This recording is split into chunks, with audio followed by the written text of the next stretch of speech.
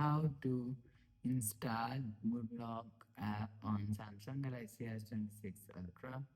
Let's start the video. First of all, go to App Library. Here, click on Play Store app. After click on Play Store app, click on this search icon. After click on the search icon, click on keyboard and search Good Lock app.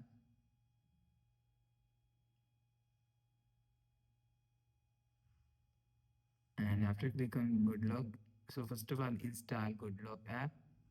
Click on install. After click on install, you will see Good Lock app is installed according to your internet connection. After install, click on open. After click on open, and if you want to allow theme, click on theme pack.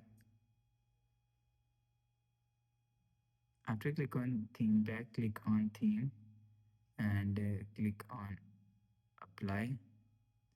After click on apply, you will see after the process go back to home screen. So that's how you can install Goodlog app on Samsung Galaxy S26 Ultra.